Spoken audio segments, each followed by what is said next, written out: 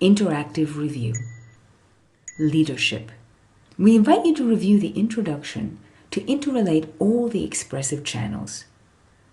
Now, pay attention to the following and review the pertinent chapters if any doubts arise. Entrance. Note in detail the differences between the communicators. Which of these two has the more proactive posture? Compare the impulse, the gaze, the posture. Which one retreats from and which one reactivates with his space? Body. Where does each of them hold the air? Remember, if you are short of breath or your heartbeat is too fast, lower the air, get support, and make your presentation amenable. Gaze. How many people are there in the audience for her? And for him?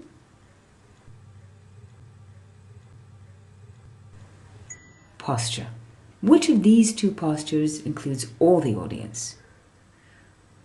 Which one is more reassuring and motivating? Hands.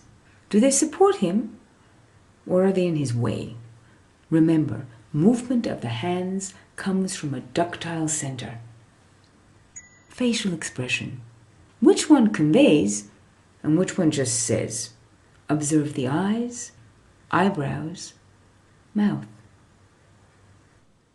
Which subject is more interesting to you? Voice. Detect the pauses. Which one speaks until the phrase ends? Therefore, we should get together next week to organize a project. And which one until the next punctuation mark? Therefore, we should get together next week to organize the project. Which one separates the phonetic groups and underscores the last word? Emphasis. Note whether the key concepts are sufficiently underscored. We're missing too many opportunities. We are missing too many opportunities. Filler words. Why is it we overuse filler words? 3 reasons. We do not allow ourselves to pause. We fail to underscore the key points. We leave our intonation hanging. Don't leave your intonation hanging. To resolve challenges. Close it clearly. To resolve the challenges. Rushing.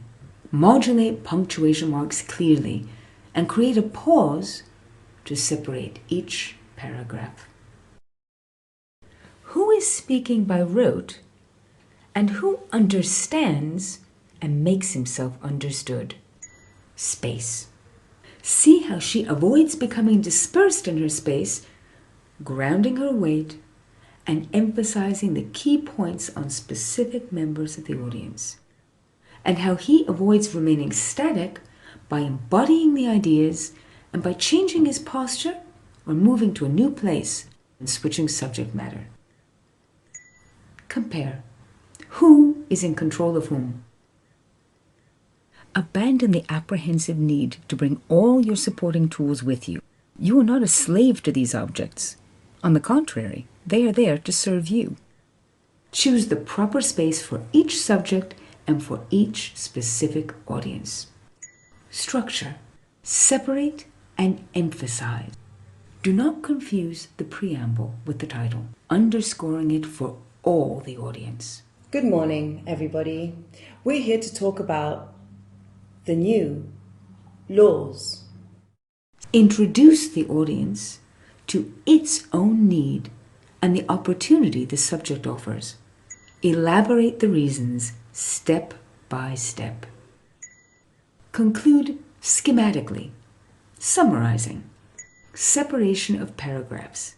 Note how you can keep tabs of the paragraphs, differentiating one from the other by means of pauses and changes of posture and attitude.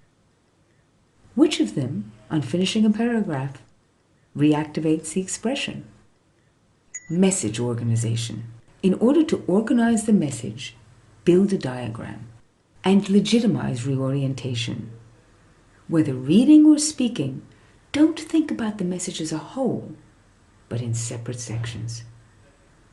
Allow yourself enough pauses to find the words and infuse them with meaning. Attitude.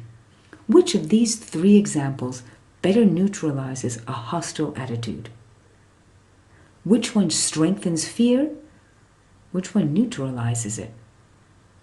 More tension requires more normality. Do not oppose adverse arguments. Use them to your advantage.